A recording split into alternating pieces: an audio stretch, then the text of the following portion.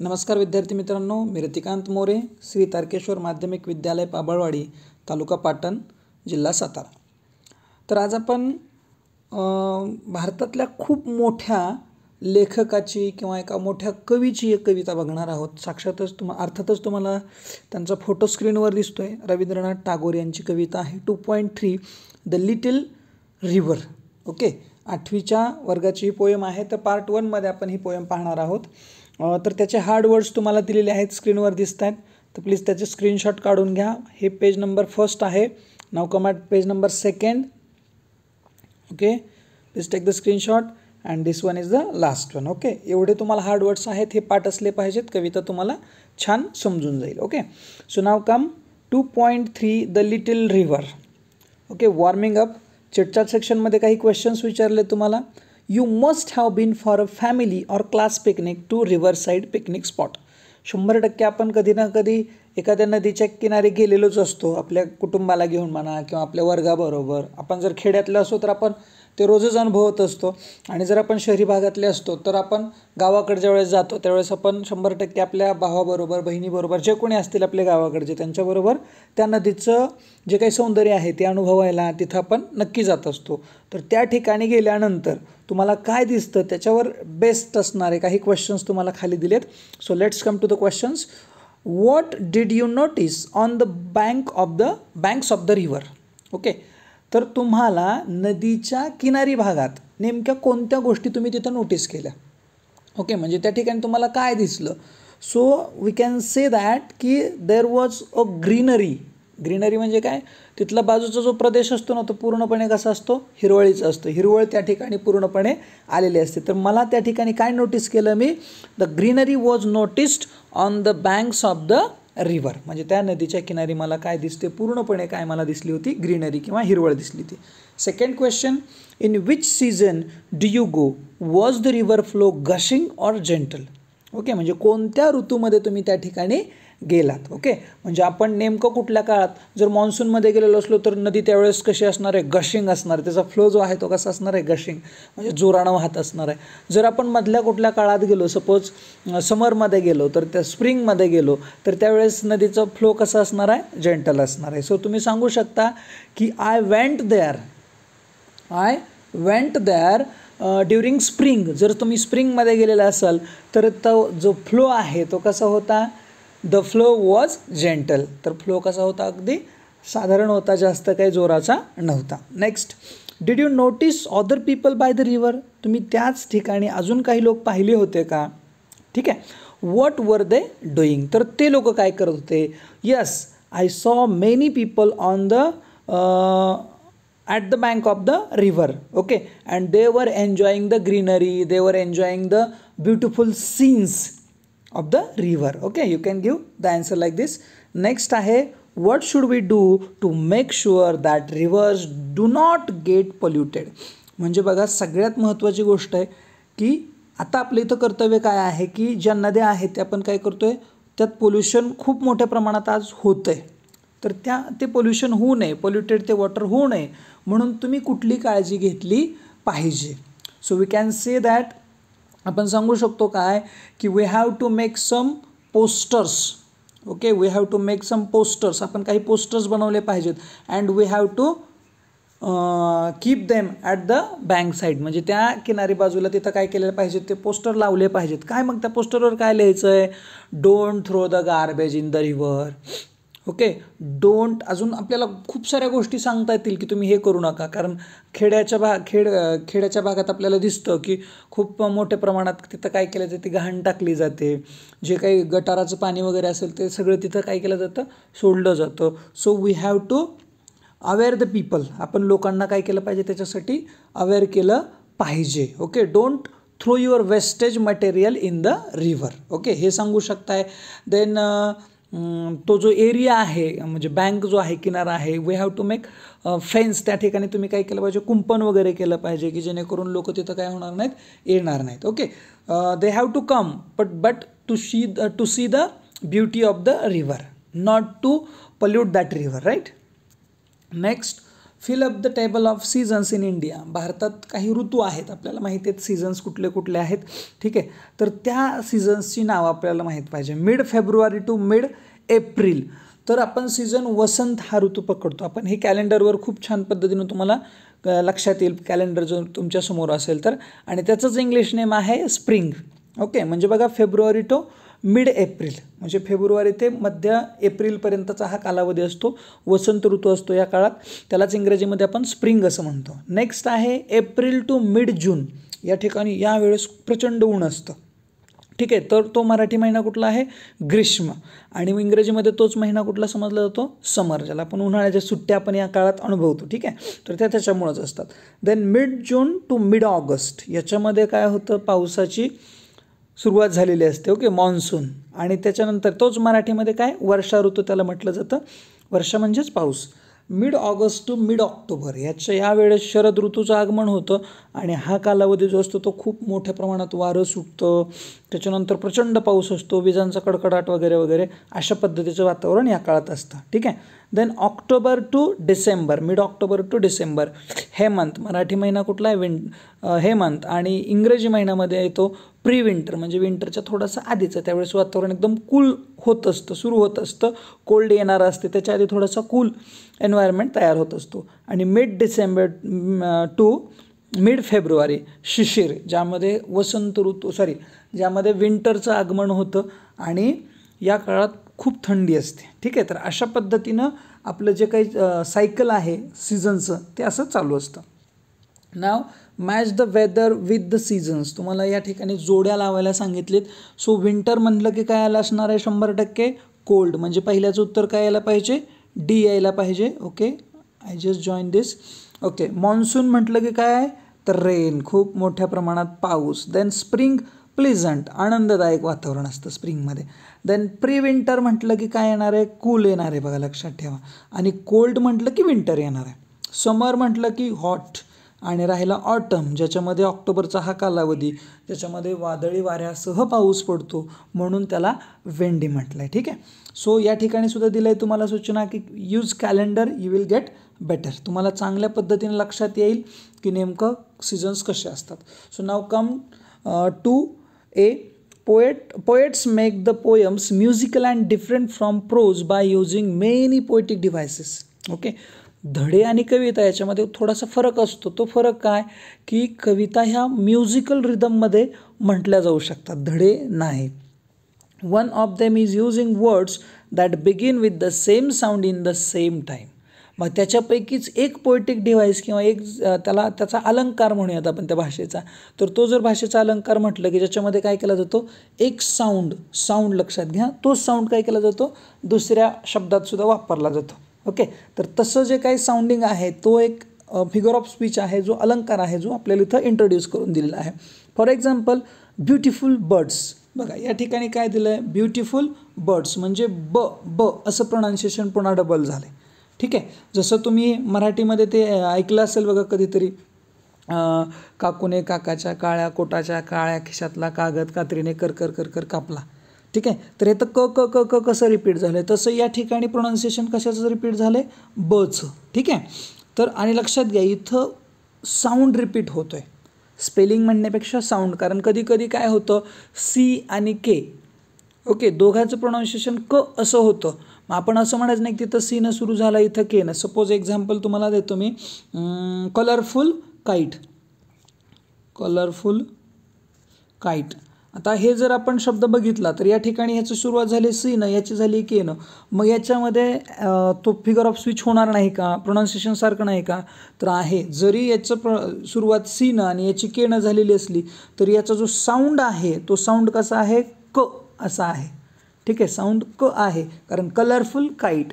म्हणजे या ठिकाणी तुम्ही स्पेलिंगकडं लक्ष न देता प्रोनाऊन्सिएशनकडं, त्याच्या साऊंडकडं लक्ष द्यायचं आहे. Okay, sad song, so stepping stone, so. आता सिटी साईट आलं आहे बघा इथं.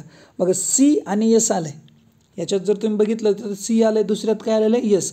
म्हणजे या ठिकाणी प्रोनाऊन्सिएशन जरी सी आणि यस वेगळं जरी शब्द असले तरी प्रोनाऊन्सिएशन मात्र स असं होतं आहे, स. म्हणून city site.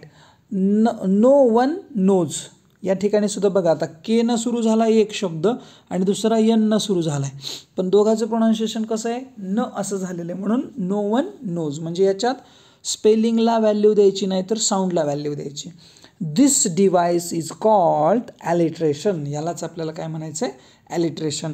And belongs to set of similar devices named figure of speech. आणि हे कशात येतं, तर हे फिगर ऑफ स्पीच ही जी कन्सेप्ट आहे इंग्रजी ग्रामरमध्ये, तर त्याच्यामध्ये येतं. जसं मराठीमध्ये भाषेचे अलंकार आहेत तसे इंग्रजीमध्ये सुद्धा भाषेचे अलंकार आहेत. त्याच्यापैकी ॲलिट्रेशन हा काय आहे, भाषेचा एक अलंकार आहे. Figure of speech add to the beauty of the poem. आणि फिगर ऑफ स्पीच किंवा अलंकार काय करतात, तर भाषेचं सौंदर्य, जसं कुठलाही दागिना काय करतो, तर एखाद्या स्त्रीचं जे सौंदर्य आहे ते अजून खुलून दाखवतो. तर त्या पद्धतीनं भाषेचे अलंकारसुद्धा भाषेला अजून जास्त खुलून अजून ती भाषा समृद्ध करण्याचं काम, अजून ती सौंदर्यपूर्ण करण्याचं काम अलंकार करतात. Okay, please note that here the first sound is important. बघा लक्षात घ्या, तेच दिलं इथं, first sound is important, not the first letter. पहिलं लेटर काय आहे हे महत्त्वाचं नाही, तर साऊंड कसा आहे ते महत्त्वाचं. जसं मगाशी मी सांगितलं कलरफुल काईट, सी आणि के, त्याच्याचबरोबर city site, no one knows, हे एक्झाम्पल त्याच्यासाठी झाले. Now come to the next. Now write 5 pairs of words that begin with the same sound. तर तुमच्या स्वतःच्या या ठिकाणी जोड्या करायच्या, जसं funny, friend, tall, tree, big, balloon. Okay, तर त्या पद्धतीनं तुम्हाला काय करायचं आहे, स्वतःचे तुमचे काहीतरी शब्द टाकायचे. जसं मी आता सांगितलं कलरफुल काईट असेल समजा तुमचं, बरोबर आहे. नंतर तुम्हाला जसं वाटतं एखादं एक्झाम्पल, तुम्हाला जसं काही जे टाकायचं आहे तुम्ही स्वतः काही पण टाकू शकताय, कितीही वाक्य तुम्ही तयार करू शकताय. तर अशी तुम्हाला ॲलिट्रेशनची एक्झाम्पल्स तुम्हाला स्वतः तयार करायची आहेत. Now come to B. Poets also make use of words that resemble a sound. कवी कधी त्याच्या लिखाणामध्ये, त्याच्या कवितेमध्ये काय करत असतो, काही साऊंड शो करत असतो. बघा, साऊंड हे दाखवता येत नाहीत, पण ते साऊंडचा आवाज त्या ठिकाणी तो काहीतरी करून दाखवत असतो. ठीक आहे, एक वेगळा शब्द त्यासाठी वापरत असतो. The words are for example bang. Bang म्हणजे काय, मोठा आवाज.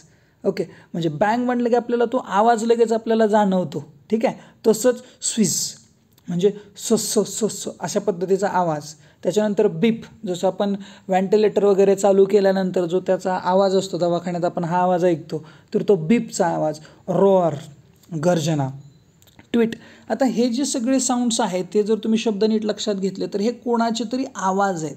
आणि आवाज जर कवीने त्याच्या कवितेमध्ये मांडले, सांगितले, तर त्या ठिकाणी सुद्धा एक फिगर ऑफ स्पीच होतो. जसं ॲलिट्रेशन डबल साऊंड आल्यानंतर होतो, तसा या ठिकाणी सुद्धा एक फिगर ऑफ स्पीच होतो, एक अलंकार होतो. Such words are called onomatopoetic words. म्हणजे यालाच आपल्याला ओनोमॅटो पोएटिक वर्ड्स असं म्हटलं जातं, ज्या ठिकाणी एखाद्या विशिष्ट गोष्टीचा आवाज त्या कवीने तिथं काय केलेला असतो, शो केलेला असतो एखाद्या स्पेलिंगमधून. If they occur in some line of poem. जर हे कशात घडलं, पोयममध्ये घडलं लाईनच्या, the figure of speech in that line is called onomatopoeia. तर हा अलंकार या ठिकाणी होतो. ठीक आहे, म्हणजे आपल्याला लक्षात काय घ्यायचं आहे फक्त, की साऊंड त्या ठिकाणी होतोय तसा. ठीक आहे, साऊंडचं त्या ठिकाणी नाव येतं आहे. जसं क्वेश्चन 3 दिला आहे तुम्हाला बघा. Set a time limit of 5 minutes using letters from the word onomatopoeia. Make as many 4, 5 or 6 letter words. Write them down. The one who makes maximum number of words within the time limit is the winner. तुम्हाला काय करायचं आहे, ह्याच्यापासून फक्त तुम्हाला शब्द बनवायचे. ठीक आहे, आपल्याला ह्याचे एक्झाम्पल्स द्यायला सांगितलं नाही, पण आपण जो एक चॅप्टर बघितला होता, the Androcles and the lion, Androcles and the lion, हा जो चॅप्टर पण बघितला होता त्याच्यामध्ये खूप सारे शब्द आले ते बघा. पर, रोअर्ड, ओके, मोंट. तर हे जे शब्द आहेत ना, तर ते सगळे एक्झाम्पल्स आहेत कशाचे, ओनोमॅटोपियाचे. ओके, तर हे सगळे एक्झाम्पल. तसं तुम्हाला याच्यातून काय करायचं, फक्त ह्याच्यापासून शब्द बनवायचा आहे फक्त. ठीक आहे, समजा आता काय शब्द आहे, आपल्याला जे काही शब्द ह्याच्यावर बनवता येतील ते शब्द बनवायचे आहेत. समजा मेट शब्द या ठिकाणी बनतो बघा, MATE, मेट. ठीक आहे, या पद्धतीनं. तसंच तुम्हाला आणखीन काही शब्द ह्याच्यापासून बनवायचे आहेत. आय होप की हा क्वेश्चन तुम्ही सोडू शकता. हा काही खूप जास्त अवघड असा नाही. ठीक आहे. शब्द बनवताना तुम्हाला 4, 5 आणि 6 लेटर्स त्याच्यामध्ये असतील अशा पद्धतीचाच शब्द बनवायचे आहेत. ओके. त्याच्यानंतर या डायरेक्टली आपण पोयम स्टार्ट करतोय. The little river. Okay, this is the poem. Our little river it meanders along. In summer, the water is only knee deep, and cows and carts can cross it with ease. For the banks, though high, are not too steep. Okay, काय म्हटलं बघा, first stanza काय सांगतोय, आवर little river, आमची छोटीशी नदी, it meanders along. It meanders along म्हणजे काय, की जी नदी असते ती नदी कधीही अशी सरळ जात नाही. ठीक आहे. ती 100% काय करते, खूप सारे ट्विस्ट आणि टर्न्स तिच्या लाईफमध्ये येतात. आपल्या लाईफमध्ये आणि नदीच्या लाईफमध्ये ट्विस्ट आणि टर्न्स नाहीत असं लाईफच असू शकत नाही. ओके, म्हणजे मानवी जीवन असो किंवा नदीचा प्रवाह असो, तो नेहमी कसा असणार, वाकडा तिकडा असणार. आपल्याला सुद्धा संघर्षाशिवाय आयुष्य नाही. त्या पद्धतीनं नदीसुद्धा ज्यावेळेस जाते त्यावेळेस ती काय होते, वाकडी तिकडी, जसं तुम्ही इथं चित्रामध्ये बघू शकताय. Okay. So our little river, आमची छोटीशी नदी, इट मेंडर्स अलॉंग, जी काय करते, असे मस्त नागमोडी घेत घेत घेत घेत पुढे जाते. इन समर, आता हे जे वर्णन आहे ते कुठलं आहे, समरमधलं आहे. In summer the water is only नी डीप. ज्या वेळेस पाण्याची पातळी अंदाजे कुठपर्यंत असते, तर सांगितलं आहे किती पातळी असते, नी डीप. नी डीप म्हणजे काय, गुडघ्याच्या लेवलपर्यंत, म्हणजे त्याची तुम्हाला सांगितले level, the level of the water in the river. तर ज्या वेळेस पाण्याची पातळी अगदी गुडघ्यापर्यंत असते त्यावेळेस काय घडते बघा. तर हे कशाहून कळतं ते पण पुढं दिलं आहे. And cows and carts can cross it with ease. With ease म्हणजे काय, अगदी सहजपणे. म्हणजे गायी असतील किंवा वेगवेगळ्या बैलगाड्या असतील, वेगळ्या गाड्या कुठल्या ज्या असतील, तर त्या गाड्या सहजपणे ती नदी क्रॉस करून पुढे जातात. हेच मान्सूनमध्ये पॉसिबल आहे का? No, it is not possible, because that time the flow is gushing. त्यावेळेसचा जो फ्लो असणार आहे तो कसा असणार आहे, जोराचा असणार आहे. म्हणजे अशा वेळेस तुम्हाला नदी सहजपणे पार करता येणार नाही. बट दिस इज समर. तर ह्या समरमध्ये आपण मात्र ही नदी सहज पार करू शकतो. Cows and carts can cross it with ease, म्हणजे नदीला पार करण्याचं काम गायी किंवा वेगवेगळ्या गाड्या ज्या आहेत, बैलगाड्या वगैरे, तर त्या सहजपणे करतात. There is no any struggle. For the banks, किनाऱ्यावर बघा काय, दो हाय, जरी किनाऱ्याचा प्रदेश उंच असला तरी खूप सारा उंच नाही, म्हणजे असा नाही आहे एकदमच. ओके, म्हणजे असं एकदम तीव्र आहे का, स्टीप म्हणजे काय एकदम असा तीव्र नाही. तर नदी काठचा जो प्रदेश आहे किनाऱ्याचा, तर तो किनाऱ्याचा प्रदेश कसा आहे, थोडासा आहे उंच, पण अगदीच तीव्र नाही. ओके. तर अशा पद्धतीने पहिल्या स्टांजामध्ये तुम्हाला समरचं वर्णन सांगितलं, की ज्याच्यामध्ये काय सांगितलं की नदीची जी पाण्याची पातळी आहे ती अगदी गुडघ्याच्या लेवलपर्यंत आहे, जिथं गायी आणि गाड्या ज्या आहेत त्या सहज काय करू शकतात, क्रॉस करू शकतात. नदीचा जो किनारा आहे तो जास्त उंच नाही, जास्त तीव्र नाही, तो सहज काय करता येतो, क्रॉस करता येतो. Now come at the next stanza. आता या ठिकाणी बघा तुम्हाला नी डीप आणि स्टीप. ओके, या ठिकाणी डीप आणि स्टीप हे काय झाले, रायमिंग वर्ड झाले. ठीक आहे. Now come to the next. No sign of slime, the sand shine bright. No one shore, cash-filled bosoms white. Chirping mynas through that side, the jackal's hall is heard there at night. बघा आता वर्णन कसं दिलं आहे. No sign of slime म्हणजे काय, कुठंही तसला चिकटपणा, जसं आपण पावसाळ्यात बघतो पहा, खूप सारखं पाणी पडून चिकटपणा, त्या नदीच्या बाजूचे दगडं वगैरे आहेत त्याच्यावर हिरवटपणा जो येतो, तसं कुठलाही चिकटपणा दिसत नाही. सँड शाईन ब्राईट, जी नदीकाठची वाळू आहे ती कशी झालेली, एकदम अशी चकचकीत झालेली आहे. म्हणजे धुवून गेल्यानंतर त्याच्यामध्ये जे छोटे छोटे गारगोटीचे तुकडे होऊन त्याचे छोटे छोटे तुकडे ते चमकतात लांबून, तर त्या पद्धतीनं त्या सँडमध्ये काय दिसते, खूप छान पद्धतीची चमक दिसते. कुठल्याही प्रकारचा चिवटपणा, चिकटपणा त्या ठिकाणी दिसत नाही. ऑन वन शोअर, आणि एका किनाऱ्यावर काय दिसते बघा, कॅश फील्ड्स ब्लॉझम्स व्हाईट. या ठिकाणी हा जो प्रदेश आहे तो पश्चिम बंगालचा आहे, तर त्या ठिकाणी नदीच्या कडेला जे काही गवतासारखा भाग असतो, तर अशी जी शेती आहे किंवा असा जो गवताळ प्रदेश आहे तिथला, तर त्याच्यावर छान पद्धतीचे पांढरे तुरं आलेलं गवत जणू काय करते, मस्त त्याचं स्वागत करते किंवा त्याच्या बाजूला ते गवत आलेलं तुम्हाला दिसतंय एका किनाऱ्यावर. पुढचं काय सांगितलं बघा अजून, चर्पिंग मैनाज थ्रू दॅट साईड. आणि त्याच बाजूला तुम्हाला दिसतंय की जे मैना म्हणजे जे काही काय म्हणू आपण त्याला, आपल्याकडे जे पक्षी वगैरे असतात, तर त्याच्यापैकी हाच मैना नावाचा पक्षी जो आहे तो काय करतोय, जो तिथं चिव चिव चिव चिव करतोय त्याच साईडला.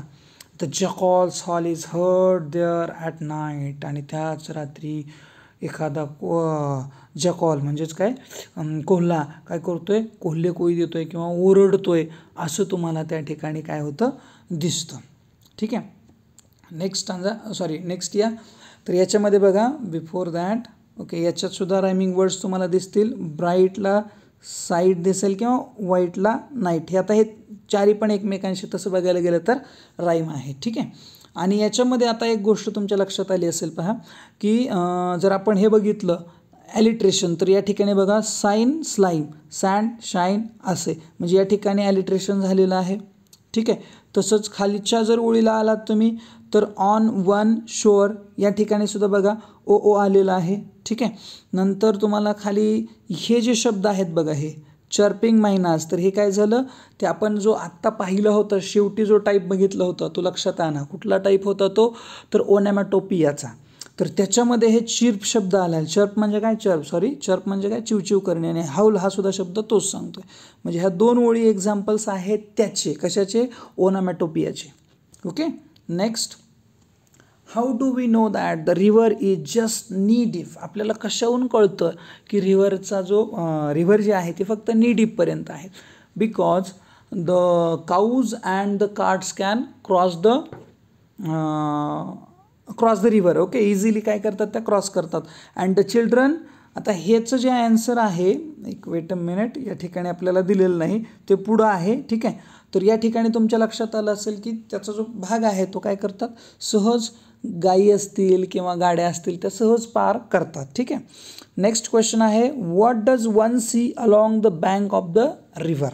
What does one see along the bank of river म्हणजे तुम्हाला नदीच्या त्याच्या पलीकडच्या भागात काय दिसते.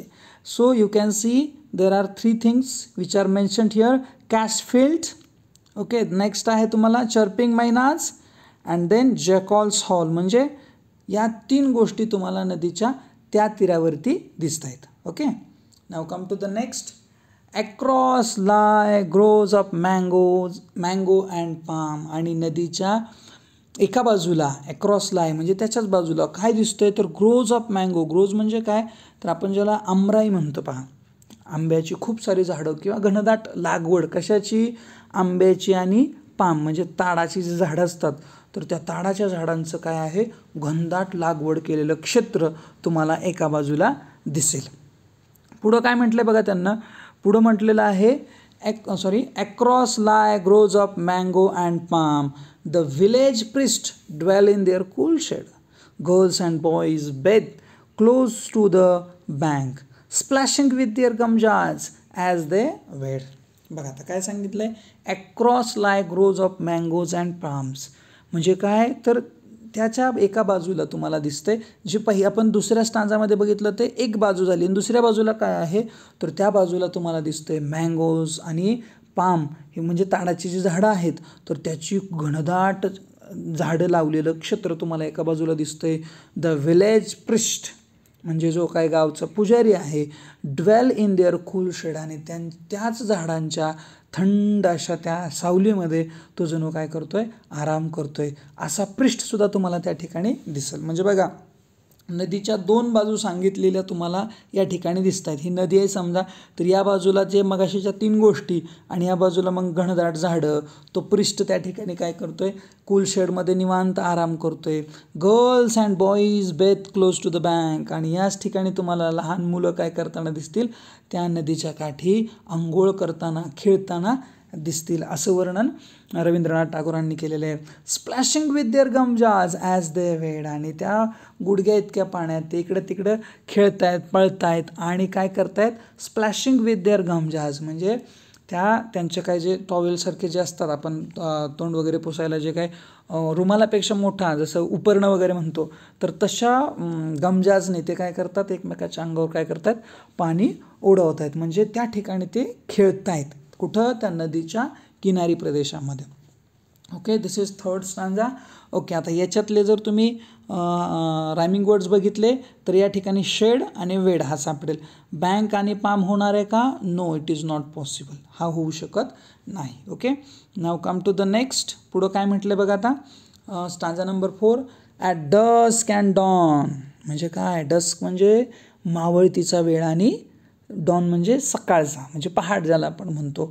Once their bath is done, जसं काही त्यांची आंघोळ वगैरे काय होते, पूर्ण होते. They dip wash clothes to trap small fish, आणि काय करतात मग, त्यांचे जे काही वॉश क्लोथ्स आहेत म्हणजे रुमालासारखे किंवा तोंड वगैरे पुसण्यासाठी जसं आपला रुमाल वगैरे असतो, तर तसे ते काय करतात, दे डिप, ते बुडवतात wash clothes to trap small fish, म्हणजे छोटे छोटे मासे पकडण्यासाठी ते काय करतात, पुन्हा ते पाण्यात बुडवतात आणि ते छोटे मासे पकडण्याचा ते काय करतात, प्रयत्न करतात. To their household task the wives return, आणि बायका पुन्हा माघारी येतात यावेळेत. कशाला? To their household task, म्हणजे ते जे त्यांचं घरगुती काम असतं, भांडी धुणं वगैरे, तर त्याच्यासाठी पुन्हा त्या बायका काय करतात, माघारी येतात. म्हणजे याचा अर्थ त्या सकाळी आलेल्या असतात आणि पुन्हा सायंकाळच्या वेळेला सुद्धा त्या माघारी येतात. Having use river sand to scour each dish, आणि एक प्रकारे त्याला रब करण्यासाठी, घासण्यासाठी तिथलीच रिव्हर सँड काय करतात, त्या वापरतात आणि आपली भांडी छान पद्धतीनं काय करतात, त्याच रिव्हर सँडच्या मदतीनं धुवून घेतात. ओके, बघा हे कधीचं वर्णन आहे, तर हे दोन्ही वेळेचं आहे सांगितलं. ॲट डस्क अँड डॉन म्हणजे सायंकाळच्या वेळेला सुद्धा आणि सकाळी सुद्धा. जसं काही मुलं आपले आंघोळ पूर्ण होते लगेचच काय करतात, त्यांचे जे काही वॉश क्लोथ्स आहेत त्याच्या मदतीनं मासे जे आहेत ते पकडण्याचा प्रयत्न करतात. ट्रॅप म्हणजे काय, पकडणे किंवा फसवणे म्हणतो आपण. मग माशांना पकडण्याचं काम करतात. To their household task the wives return, आणि हाऊसहोल्ड टास्क म्हणजे आपलं घरचं काम करण्यासाठी बायकासुद्धा पुन्हा माघारी येतात आणि त्या नदीचा जो काही वालुकामय प्रदेश आहे, वाळू आहे, त्या ठिकाणीची वाळू घेऊन ती जी भांडी आहेत ती छान पद्धतीने काय करतात, घासून घेतात. Okay, now come to the question. How do the young children enjoy the river, नदी कशी एन्जॉय करतायत मुलं, तर ती एन्जॉय कशी करतात बघा. Girls and boys bath close to the bank, म्हणजे त्या नदीच्या किनारी प्रदेशात काय करतायत ते, तर आंघोळ करतायत. आणि पुढं splashing the water on other, म्हणजे दुसऱ्याच्या अंगावर काय करतात, पाणी गमजाच्या साह्यानं, with the help of gamchas, splash on the other. त्याचबरोबर आणखीन काय सांगितलं आहे, they dip wash clothes to trap the small fish, म्हणजे लहान मुलं त्या वॉश क्लोथचा वापर करून मासेसुद्धा पकडायचं काम करतात. सो हे एन्जॉयमेंट त्यांचं त्या ठिकाणी होतं आहे. Now come to the last stanza. In Ashadh, आता बघा आत्तापर्यंतचं जे वर्णन झालं it was from the summer. Okay, now we are in Ashadh. In Ashadh clouds gather, the waters rise, the rivers in spate, the current grows strong. बघा काय होतं, in आषाढ, आषाढ जसा काय यायला सुरू होतो तर आषाढामध्ये काय होतं, क्लाउड्स गॅदर म्हणजे काय, हे जे आभाळ आहे, ढग आहे, ते ढग काय होतात, एका ठिकाणी दाटून येतात. द वॉटर्स राईज, आणि पाण्याची जी काही पातळी आहे ती काय होते, पुन्हा वाढते. द रिव्हर्स इन स्पेट, आणि जे पाण्याचा काय म्हणू आपण त्याला, फ्लड किंवा जो पूर आहे तो, त्या नव्या नद्या जणू काय होतात, पुन्हा त्या नद्यांचं रूपांतरण त्या पुरामध्ये होतं. म्हणजे आजपर्यंत त्या ज्या नी डीप वॉटर लेवल होती ती आता वाढते आणि अचानकपणे नदीला काय होतो, मोठा फ्लड म्हणजे मोठा पूर येतो. The current grows strong, current म्हणजे काय, तर त्याचा प्रवाह जो आहे, पाण्याचा जो प्रवाह आहे तो ग्रोज स्ट्रॉंग म्हणजे अचानकपणे काय होतो, खूप मोठ्या प्रमाणात वाढतो. The air is rife with babbling sound, आणि अशाच वेळेस अचानकपणे हवा जी आहे ती मोठ्यानं व्हायला लागते. फुल ऑफ बॅबलिंग साऊंड म्हणजे जोरानं हवा काय व्हायला लागते, मोठा आवाज करत जोराचा वारा काय होतो त्या काळात व्हायला सुरू होतो. ॲज द मडी टोरंट स्वेल्स अलॉंग, आणि हे जे पाणी आहे ते पाणी काय होतं, खूप त्यावेळेस जे पाणी असतं त्याचं शुद्ध किंवा स्वच्छ पाणी दिसत नाही, ते गढुळलेलं जे पाणी आहे, जे पाणी आहे ते जे ज्याचा रंगसुद्धा काय झाला असतो, थोडासा मातीसारखा झाला असतो. मळकट रंगाचं जे पाणी आहे ते पुन्हा काय होतं, जोरानं व्हायला लागतं. जसं मी पहिल्या चित्रामध्ये तुम्हाला दाखवलं होतं पाण्याचा रंग कसा होतो, तर त्या पद्धतीचं पाणी तुम्हाला या ठिकाणी काय होतं पाहायला मिळतं. Let me show you. हां, या ठिकाणी तर अशा पद्धतीचं जे पाणी आहे ते पाणी पुन्हा त्या ठिकाणी व्हायला तयार होतं. ओके, नेक्स्ट काय म्हटलं बघा पुढं. The woods on shore stir to life again. आणि त्या नदीच्या किनारी जे काही झाडं असतील, छोटी छोटी झाडं असतील किंवा छोटं गवत असेल, जे वाळायला लागलेलं असतं, जे संपायला लागलेलं असतं, ते पुन्हा जिवंत असल्याचा त्याच्यात पुन्हा काय होतं, एक उमेद निर्माण होते आणि ते पुन्हा जिवंत होतं. म्हणजे ते जणू आता मरायलाच लागलं होतं, पण हे पाणी पुन्हा त्याला जीवन देतं.